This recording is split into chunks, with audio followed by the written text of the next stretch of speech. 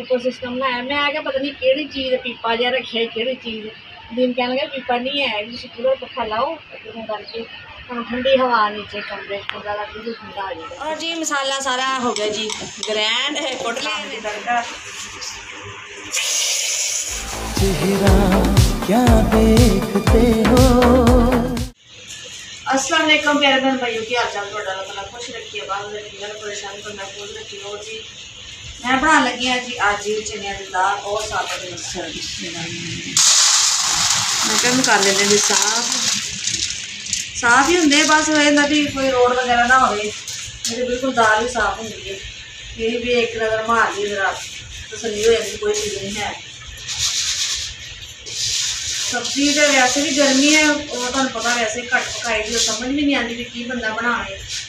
दाल ये कि चलो बच्चे भी शौक ना खा लेंगे, सारे खा लेंगे। फिर इस वास्ते मैं मसर और चने दाल मंगा ली, तो मैं रख लेंगे पकन वास्ते। पकन तो भी लगना है काफ़ी टाइम, तो भी देखते हैं कोई रोड वगैरह नहीं है।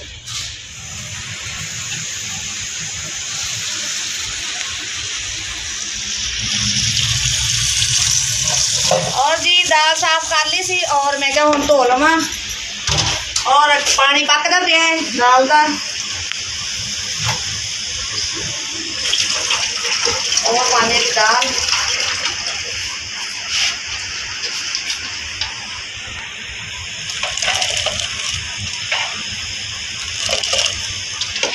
अभी असं हम बना रहे रुमाल। पहले तो मैं डोरे पाड़ती सी ना, मेरी बांह से दर्द उठी है, कोई हूँ ना साढ़े महल्ले च रुमाल भी बनाते हैं, छोटे रुमाल भी बच्चों के हथ वाले छोटे छोटे ने, ज़्यादा बड़े नहीं है। वो बना रहे हैं जी, इन्होंने सिर्फ तह लाना है, इस तरह ही तह ला के जाना है। रुमाल है ना, इन्होंने डबल करना फिर थोड़े जे इधरों भन देना थोड़ा। साढ़े लागे भी इधर भी लाने जो स्कूलों आए हैं, तो बच्चों छुट्टियां नहीं हुई। अगले हफ्ते कह रहे कि बच्चों छुट्टियां मिल जानियां, क्योंकि बहुत ज़्यादा गर्मी हो गई है, तो इस वास्ते छुट्टियां भी दे रहे हैं। वैसे भी हम शरीर भी आ रही, बकराई आ रही, और ऐसे बीमार करने तह लगा के ना फिर रस्सियां बनी हुई, ये बन के दिखाने जो की मजदूरी है यदि बहुत ज़्यादा मजदूरी है, सुनोगे हैरान और परेशान रहेंगे। इन्ने पैसे मजदूरी ये असी 50 दर्जना तह लानिया वा, इस तरह ला के एवं असी बंद कर देने उन्होंने, फिर सानू 30 रुपए मिलने हैं। 50 दर्जना किन्ने रुमाल बनते हैं जी, कहते 600 रुमाल बनता है 50 दर्जना। हिसाब का भी इन 600 रुमाल असी तह लगाना और फिर बन के फिर उन्होंने देना, तो कितनी मेहनत है। पैसे देख लो जी 30 रुपये उन्होंने रुमालों के, किसी के 4 रुपये से, किसी के 2.5 रुपये, किसी के 3 रुपये से, ये है जी 30 रुपये 50 दर्जना तह लगावा बनते हैं। ये करिए कोई ना कोई काम तो जाहिर है फिर करना पैंदा है। 2 महीने हो गए बिल्कुल मैं काम नहीं किया बाजू की वजह तो, शुक्र अल्लाह का कि बाजू बेहतर है, और दवाई जो मैं खा रही हूँ, लेकिन दर्द हल्की हल्की है, वो आहिस्ता आहिस्ता अल्लाह करेगा वो भी ख़त्म हो जाएगी। ये आहिस्ता आहिस्ता मतलब काम तो जाहिर करना ही है ना, लेकिन ये पैसे बहुत ही थोड़े हैं, समझ नहीं आती कि इन्ने थोड़े पैसे ने, तो बंदा सारा दिन ला के भी की बनते जी 50 तो 100 दर्जन 100 दर्जन तह लाओ तो कितने बन गए 60 रुपये। अगर 150 हिम्मत मार के सारा दिन बह के 150 को लाओ तह, तो ये बन गए 90 रुपये। 100 रुपया पूरा नहीं बनता, तो केड़ा बंदा काम करे कोई समझ नहीं आती, जिसे फायदा भी हो दिहाड़ी का, कोई 200-300 रुपया बने या 500 बने, तो दिन का पता महंगाई, लेकिन नहीं बनते। मेहनत बहुत है और पैसे बहुत थोड़े दिए। और आओ इतना बनवाओ, मेरे कभी कभी मिलने नहीं है, 2 जाने हूँ एक रास्ता पड़ेगी तो फिर तो गाड़ी लावांगे। हाँ जी, और जी रुमाल बन दिते ने, और हूँ मैं सैट रंग मार गए ने, और तुम देखो भी किन्ना माशाल्लाह माल बनया है, तो की पैसे बने थे 90 रुपये 100 रुपये भी नहीं बने। बस मेहनत ज़्यादा है और पैसे बहुत थोड़े ने। एक कहने लगी मम्मा मैं शुक्रवार बनाने करांगी, और चलो मैं जो बना लिया नाल, मैं जो नाल आरी लगी रहा थोड़ा बहुत जो आहिस्ता आहिस्ता ਕਰਦੇ ਹਾਂ ਜੀ ਕੰਮ। ਹੋਰ ਹੈ ਕੱਲ ਕੱਪੜੇ ਧੋਤੇ ਸੀ ਥੋੜ੍ਹੇ ਜਿਹੇ, ਮੈਂ ਤਾਂ ਬੈਠੀ ਇਹਨਾਂ ਨੂੰ ਵੀ ਤਹਿ ਲਾ ਦੇਵਾਂ।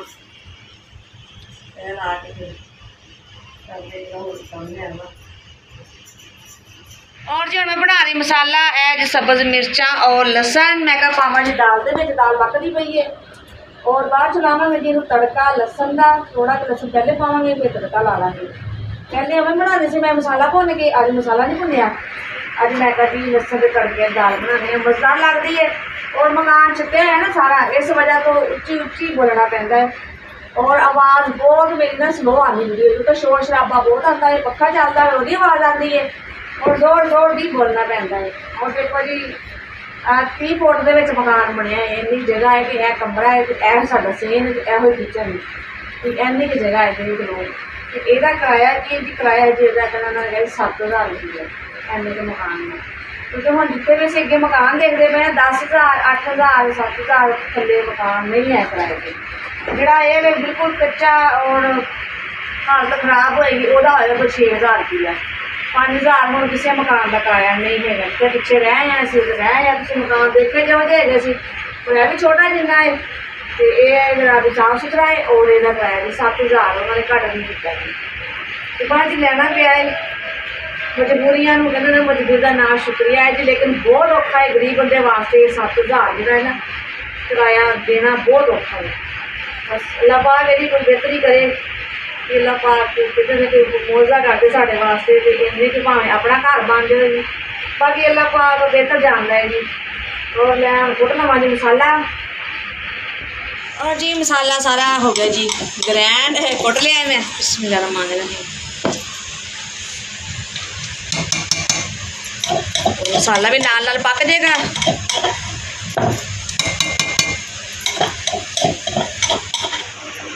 और जी हुण मैं लगान लगी है तड़का है देखो लसन का। और लसन हुण ज़्यादा नहीं पाया क्योंकि पहले सालन च पाया है और सालन मेरा पक गया है। और मैं क्या हुण ला लवां जी तड़का, जल्दी जल्दी ना हो जाए लाल। और थोड़ा ना रोशनी भी घट है, रोशनी इतनी ज़्यादा नहीं है। और जी हुण मैं लान लगी तड़का। नहीं थोड़ा जिहा पिछे ही खड़ा है कि कितने मेरे उत्तर छिट पै जाए। बिस्मिल्लाह रहमान। तो माशाल्लाह जी दाल साड़ी बिल्कुल हो गई तैयार।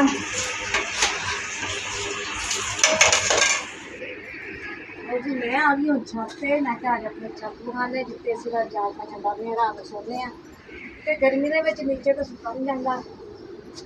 और जी जाल पाइया खुली की तो सारा दिन होंगी है छत पर धुप, सारा पक्खा फिर कि 4-5 दिन पा देने कपड़ा। और बिस्तरे साढ़े आए पे घड़ी घड़ी बार बार नीचे भी नहीं जाया जाता, बिस्तरे लैके उपर भी नहीं आया जाता। हजे मेरे मूँह धुप है और मैं कहा थोड़ी छां आई और 4-5 घड़ियाँ डाह देंगे।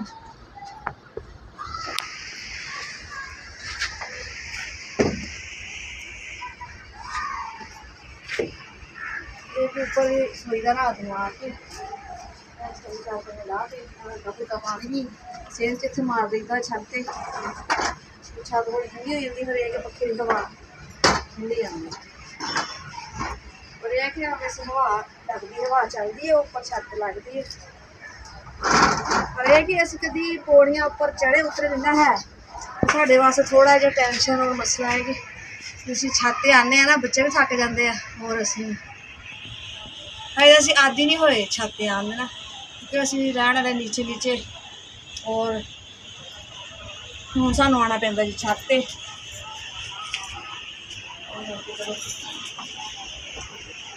गर्मी च हर चीज़ भी सेक निकलता है ना जिमें अग चलाई।